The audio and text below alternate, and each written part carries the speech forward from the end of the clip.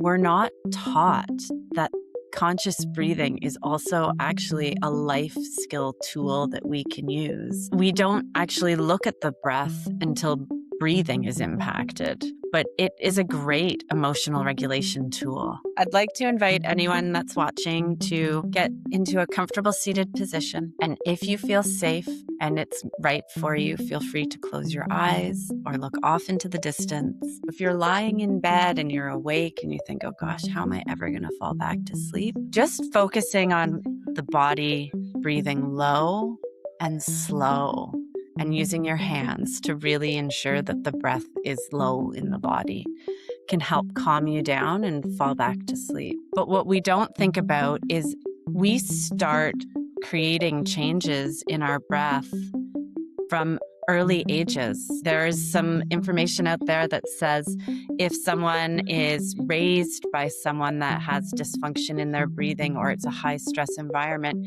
we can, as humans, we're animals, we adopt that breathing pattern. The intent is just as important as getting it there, especially if someone, like you were talking about, has been stuck in this chronic stressful environment for a long time. Their breath might not shift low in the body right away, but slowing the breath down, getting the exhale longer will help calm the body down, even if you can't shift it fully in the body. The diaphragm is also connected to our parasympathetic nervous system. So if you are breathing low in the body, it helps calm the body down. It's the free tool that we carry around in our life tool belt with us at all times. No matter, like you said, no matter where you are, you can help calm yourself down by breathing.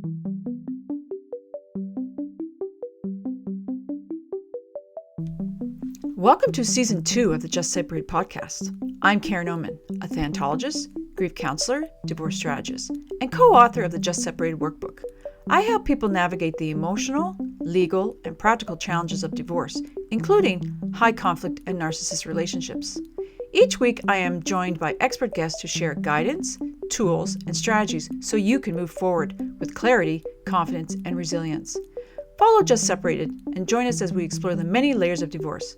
Subscribe so you never miss an episode.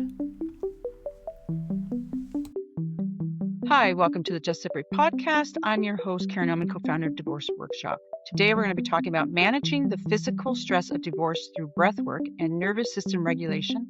And our expert guest is Louise Brans Fitzgibbon. Louise Brans Fitzgibbon is a functional breathing coach and founder of Breath Coach in Oakville, Ontario. She helps people understand how they breathe and teaches practical ways to use the breath to reduce stress, sleep better, and feel more balanced and focused.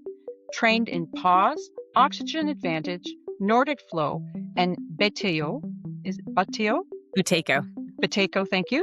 No problem. Louise blends science, assessment, and simple tools that help people feel calm, clear, and capable in their everyday lives. Welcome to the Just Separate podcast, Louise. Thank you for having me, Karen. I'm happy to be here. So we often talk about the emotional weight of divorce, but it does show up physically first, though not a lot of us are aware of that. When someone is under that kind of intense chronic pressure, our listeners are facing and when they're separating, what is the first red flag in their breathing that tells you their nervous system is stuck in survival mode? Sure. So you'll probably notice upper chest breathing. In my world, that's what I call your accessory muscles. So your breath will shift upper into the body. You'll also maybe feel you're breathing faster or more shallow. And then that can also lead to anxiety as well. So typically I look at the breath by your mechanics, your CO2 tolerance, and your cadence. When you're under immense stress, typically your mechanics are going to go off, which will then in turn have your CO2 tolerance lower, and then your cadence will go quicker too. You'll breathe faster. And most of us are unaware that we're actually doing that. Correct. So because the breath and the nervous system are intrinsically linked together, when you're stuck in sympathetic dominance, the body is doing that because it thinks, oh my gosh, we have to keep this person alive. So in order for them to keep you alive, it's going to alter your breath. So what are the long-term effects of that though? Like, so you go through you're going through a divorce and you're shallow breathing all the time. Um, we know that it doesn't help in negotiations and stuff if you're in fear mode, right? But is there Yeah. long-term consequences to shallow breathing? Well, eventually it's our breath is about 9 to 11 pounds of muscle. So Mhm. if you don't use it, you lose it. So your diaphragm will get a little weaker. Your body won't be as oxygenated as it could be. If functional breathing has been helped to lower blood pressure, you can also notice sleep disruptions if your breathing is dysfunctional as well. So can you explain to us a little bit about the somatic and the parasympathetic nervous system so people understand that? Yeah. So in our autonomic nervous system, we have two sides. We have our sympathetic nervous system, which is called your fight, flight, freeze, and then your parasympathetic nervous system, which is called your rest and digest. Most of the time our bodies will ebb and flow between the two nervous systems. The sympathetic nervous system is supposed to come on, and it was great back in the day when, you might actually have been chased by a lion.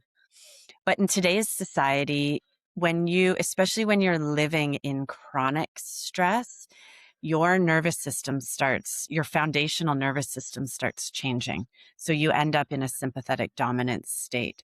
When we can strengthen your parasympathetic nervous system, it'll eventually bring your foundation back to a state prior to chronic stress.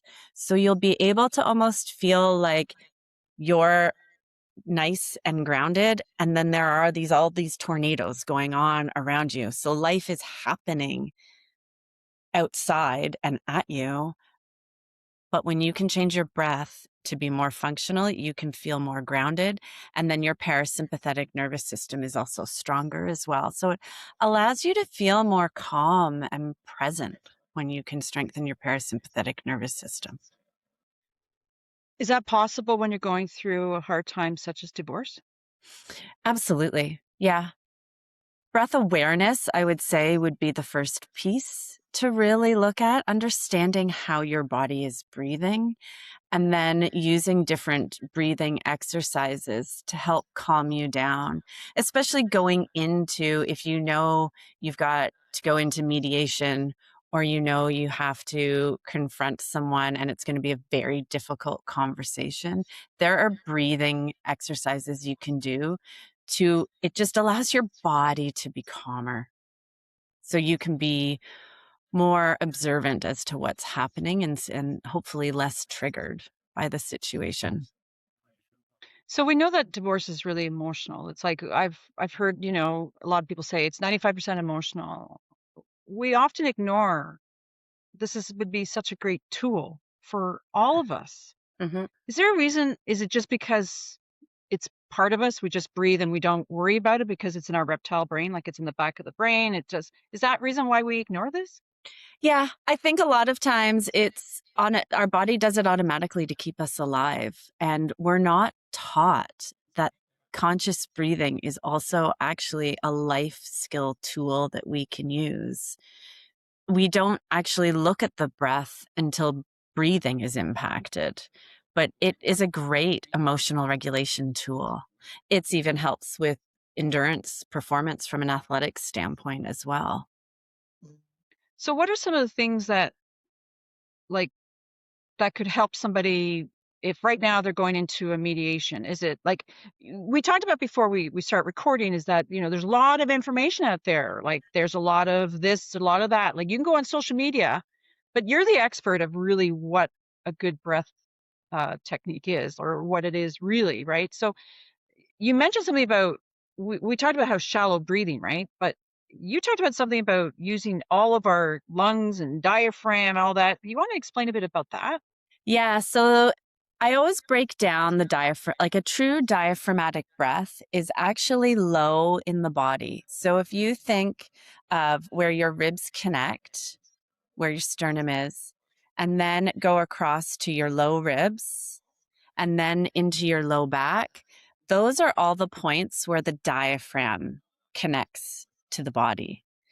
The diaphragm is also connected to our parasympathetic nervous system.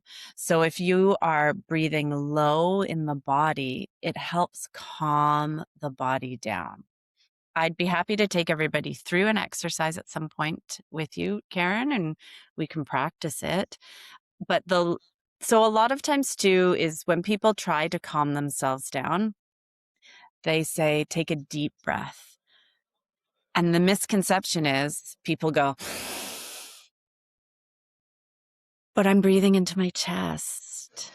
A deep breath actually means low in the body. So when we inhale, the belly expands out, the ribs expand laterally, and then the low back expands. So what's happening in a true diaphragmatic breath is the breath will go in through the nose. It'll travel down, and then the diaphragm comes down. Think of it like a jellyfish swimming.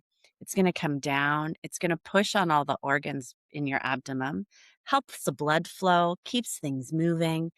And then as that comes down, the ribs come out laterally, and that allows our lungs to fill up to their capacity. And then as you begin to exhale, the ribs start to contract back, and the lungs exhale the air out, and everything comes up. So a low in the body breath really only fills up to kind of the beginning of the chest. Now, this is for when we're at rest on day to day. When we're exercising, breathing, there's a whole other area of breathing to talk about with exercise. So how many of us do that naturally, the diaphragmatic breath? So there is a statistic, now it is an American statistic, that over 90% of people are breathing less than optimally. 90%. 90%. So what happens a lot too, and people don't realize this, is throughout life, things happen. So even if right in this moment, you are going through one of the biggest stressful life moments that you can be, going through a divorce, a separation. But what we don't think about is we start creating changes in our breath from early ages. There's some information out there that says if someone is raised by someone that has dysfunction in their breathing or it's a high stress environment, we can, as humans, we're animals, we adopt that breathing pattern in and around the age of 5. Life events happen. If you're an athlete, there are so many things that can change your breathing throughout your life up until this moment that you're going through. So your breathing might not have been changed right now. You're just noticing it right now because this is immense stress. A lot of times when I work one-on-one with people, we're almost peeling back layers because it's muscle memory. So we're trying to create new muscle memory for the breathing to be more functional, and then also create a greater sense of calm within the nervous system as well. It was interesting you brought that up because I was thinking how when you're co-parenting and and for some it's very stressful, especially transition days and stuff. So what you just said there is your kids will pick up on your breathing. Yeah. So when you're having a stressful time transitioning, like they're going with their co-parent, but things are really stressed with the legal stuff or whatever, and you're not getting along, what you're saying then is your breathing is affecting your children's breathing. Yeah. Which is then affecting their stress response. Correct. Yeah. So it's almost if by the adults working on their regulation and their breathing, you're almost helping children because they can co-regulate from you. If they feel a sense of calm and that you're working on your breathing, then they will automatically have a shift in theirs too. I want to say though, you can't just do this once, right? Like this is not okay, once and be done. So no, well, I would say I can only speak to from a personal standpoint. I started doing this full time about 4 or 5 years ago, and I have created a permanent shift in my nervous system. My breathing is functional. However, I do find when a shocking external variable comes at me, I will hold my breath still, but I can shift my state within 3 breaths. So I can feel my nervous system go, and then I can just say, Louise, breathe. I take 3 breaths, and then I'm back and regulated again. So it begins with breath awareness.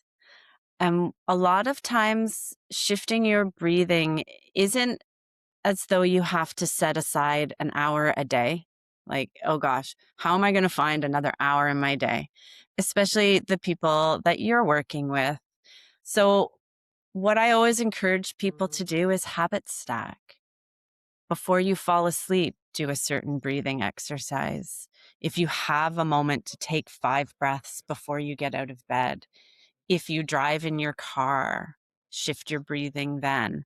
Just find moments in the day because the goal is to get your breathing to shift to be a functional breath all day long.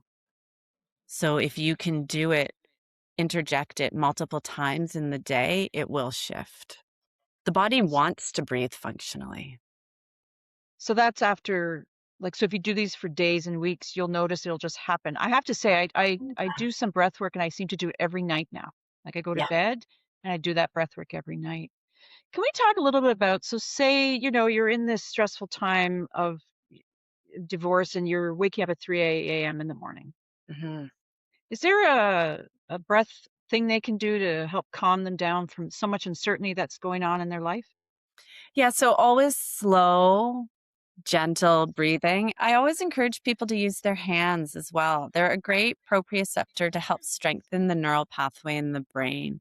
So if you're an upper chest breather, I'm going to stand up for a moment. Just placing one hand on your lower stomach and one hand on your upper stomach and feeling the breath move the belly up and down helps calm the body down. So if you're lying in bed and you're awake and you think, oh gosh, how am I ever going to fall back to sleep?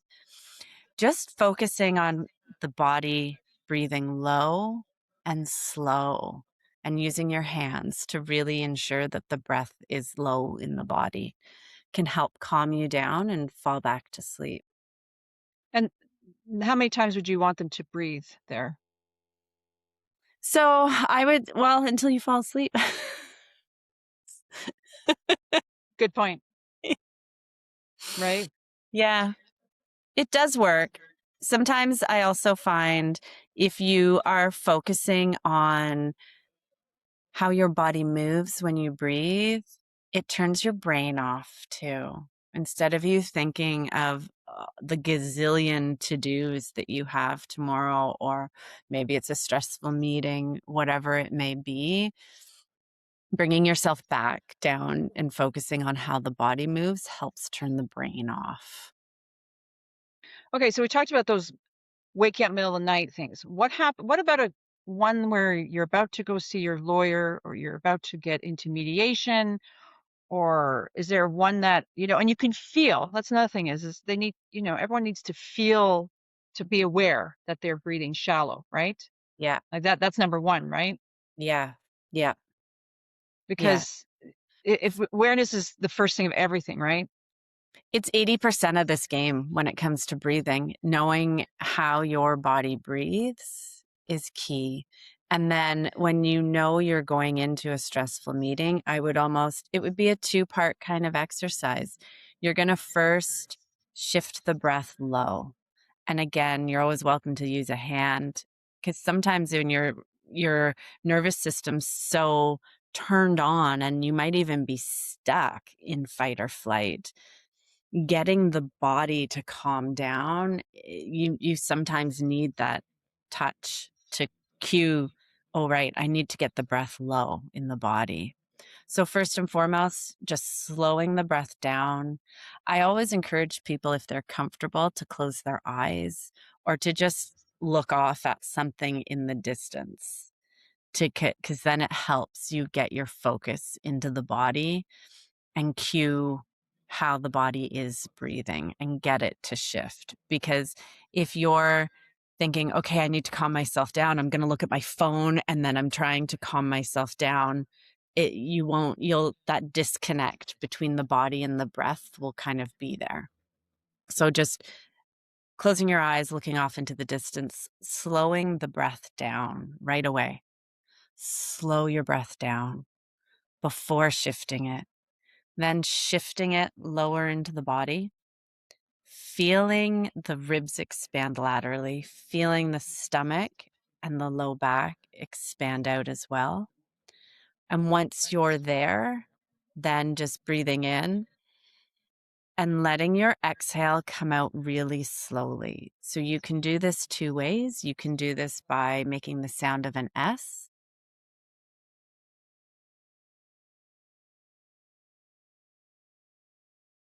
or like you're blowing out a candle really slowly.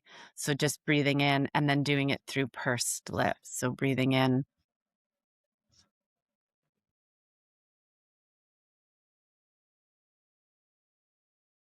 But the key piece is to and you may not get it low in the body, and that's okay. Just focus on trying to get it there. The intent is just as important as getting it there, especially if someone, like you were talking about, has been stuck in this chronic stressful environment for a long time. Their breath might not shift low in the body right away, but slowing the breath down, getting the exhale longer will help calm the body down, even if you can't shift it fully in the body. So the best thing is to just keep trying. Keep Is it a muscle? Like a It is muscle. a muscle, exactly. And eventually the brain will kick in, the body will kick in, and that it'll think, oh, great, this is how I want to be breathing. So if they're, you know, they drive up and it's to the lawyer's office, financial, whatever. Can they do this in their car? Well, I Yeah. was thinking you can do it in your car. You could actually sit while you're in the waiting room, because you can do it like, if you don't want to do the S, you can do like, Yeah. right? Like Yeah. this is a tool anywhere. Anywhere. During COVID, that was the extended exhale through pursed lips was one I would actually give clients who struggled wearing masks, because in Canada we had to wear masks. And that would even help calm them down. You're absolutely right. Doing an extended exhale, no one is going to notice. You can do it anywhere. There are other breathing exercises like humming. It would be harder to do anywhere, but an extended exhale, no problem. Do 5 to 10 in a row, and it'll help calm the body down. You can also do this in the actual office, Any meeting. any meeting. Like if Any- things are getting uptight and you're starting to become aware that I'm shallow breathing, this can be done. This is what's so great about breathing tech, like Yeah, it's well, a we tool breathe all you the yeah, Yeah. right. And I'm sure once you get used to doing it, you'll notice the shift in your body. Yeah. Yeah. And if it's an environment where you're not comfortable exhaling out of the mouth, that's okay. You can do it out of the nose. Just always have the intention of trying to get it lower in the body. And then let the exhale be as long as you possibly can have it if you're exhaling out of the nose. So the two things then is really important is the opening of the diaphragm in the body, Mm-hmm. and then the longer exhale. It doesn't have to be through the mouth if you don't want to do it through the mouth. Yeah. Yeah. Why is there such on social media? Why is the mouth so important? Like why is they love the mouth exhale? Is there a reason?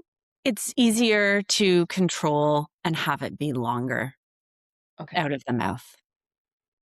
Okay. Yeah. Well, this could be a perfect segue to you showing us an exercise for all of us to practice, so we can start at least practicing this. Sure. I would love to. I'd like to invite anyone that's watching to get into a comfortable seated position. And if you feel safe and it's right for you, feel free to close your eyes or look off into the distance placing one hand on your lower stomach, one hand on your upper belly, and just start breathing and allowing the breath on the inhale to push the belly out, and on the exhale, feeling it contract back. If you're having a hard time having your belly move, that's okay. Just keep the hands there, keep the intention there. And with each inhale and exhale, feeling the hands move in conjunction with the breath.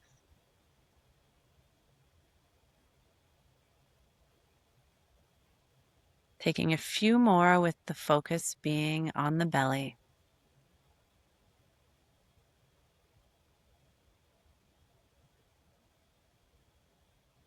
And now we're going to switch to the ribs. So I'd like to invite you to place your hands on either side of your ribs.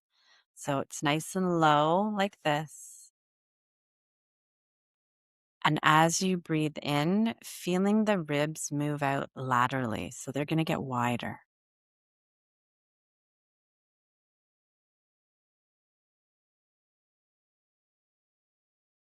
The belly will still rise and fall with each inhale and exhale.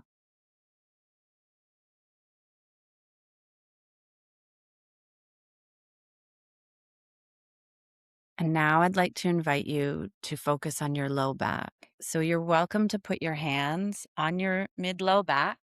So they can be like this or like this, whatever feels right for you. And this movement is very, very subtle. So on the inhale, see if you can feel the low back expand at all.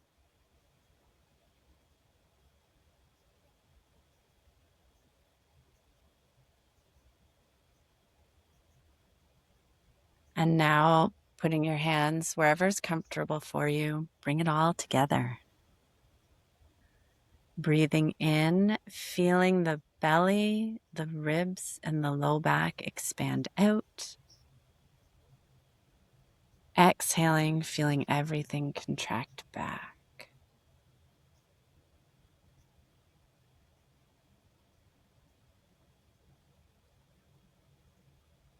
Taking a few breaths like this.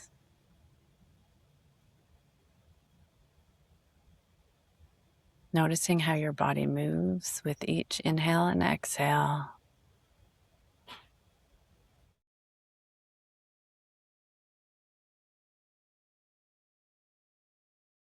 Then we'll try a couple of those elongated exhales. So breathing in through the nose and on the exhale, making the sound of an S or just blowing out a candle ever so slowly.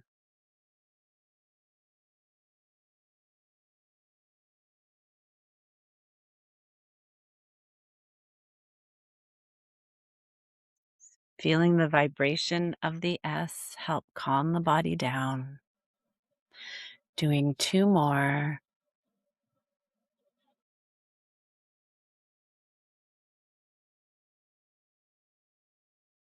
Letting your exhale be as long as it possibly can. One more.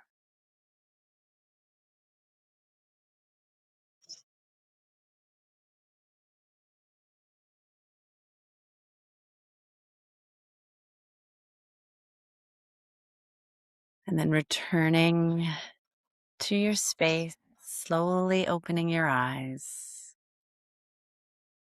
How are you feeling, Karen? Calm. I have to say, it. That's why I love the work you do, because you do feel calm. Like my whole nervous system is calm, quiet. So I hope everyone does this practice. You Yeah. can listen to this over and over again if you want. Yeah, I'm almost too calm. But I have to say, like, you do have to work on that, because I had to work. The belly diaphragmic, I had okay. I was doing that. The ribs, I was like, okay, this is weird. Yeah. I'm like the ribs. I'm like, um, so yeah, that's what you said when you said you've already said it's intention, right? Like we have to, but I could see like the more you do it, the more it gets stronger. Yeah, and a lot of times when I work with different clients, I'll encourage different stretches too, because our lifestyle is very, even now when I'm leaning forward. So we sit at desks, we may be on phones, we're always forward facing. So we kind of hunch forward, which can make your intercostals tight and kind of short. So a lot of times I'll work with people on opening up their intercostals and cueing the breath to go into the ribs so they can get back to feeling like their ribs are expanding to their full capacity. Our ribs, so depending on the diameter around your rib cage, the average adult should be able to have between 3 and 5 inches of movement between your full inhale and your full exhale with your ribs. 3 to 5 inches. 3 to 5 inches.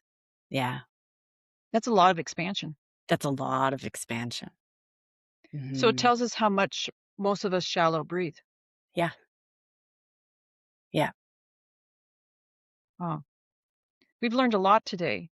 Before I ask the last question, is there anything that we have forgotten to talk about?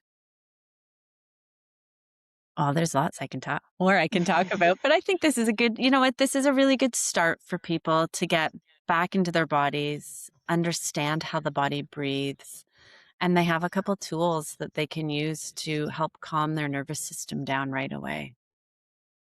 Yeah, and I think we've kind of talked clearly today that if we can get this nervous system calmer, you're going to get through your divorce calmer, right? Like Yeah, not saying that things aren't going to trigger you or you don't have every reason to be upset about things. It's just that um, you will be more balanced.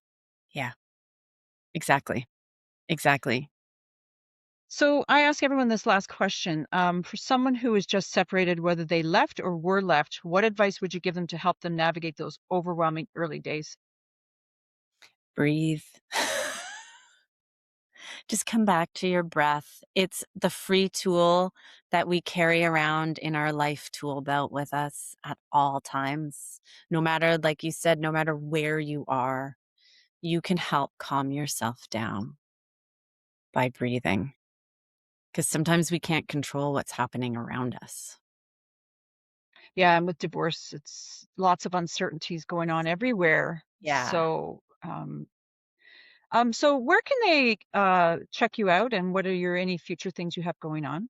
Sure. So my website is breathcoach.ca.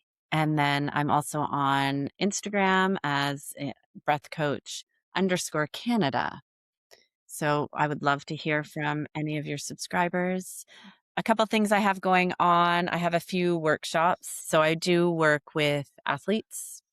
I've got a couple workshops at a running club, at a pickleball club. And then I am going to be speaking at the conference for Mothers Against Drunk Driving in the spring as well. Brilliant. Yeah. And you actually you can work worldwide, correct? I can, yeah. All I need is I can run all my sessions virtually. I just ask that anyone I work with has a flexible measuring tape because, of course, that is for the range of motion, that rib mobility we would be looking at. And I can work one-on-one with people, run workshops, whatever they need. But yeah, I can do virtual. I'm in person in Oakville, but otherwise virtual. So if you one quick last question, if they're Mhm. going through a divorce right now, would it be beneficial to see you 1 or 2 times or whatever? Absolutely. So I find most clients find change happen within their body between 3 and 4 sessions with me. So I offer a single session package if someone just needs a quick chat about how they're breathing, get an understanding for their body, and then they just want to go off and try some on their own. Or I also offer a 5 session package with people, which is it's a $50 discount. Perfect. Yeah. Well, this was so great because it's another tool that many of us who have gone through any type of major stress, divorce or anything, if you think about decades ago, we didn't use any of these. We didn't know them. So thankfully, people like you are coming out, we're talking about it. And another thing that's beautiful is this is a free tool, like everybody has it. So use it. So please, if this would be a great benefit for anybody that's listening to have a consultation with you and learn it, because it will really help you through the divorce process. Yeah, I actually offer a free 20-minute consult call Yeah. with anyone that's interested. Yeah, reach out. This will help you a lot. I've been doing a lot of breathing, but I've been forgetting about the diaphragmatic. We'll continue doing that. But just that little session we did, my nervous system got calm. So there's something really big here. So thank you for coming on and continue to do good work. Yeah, thank you so much for having me.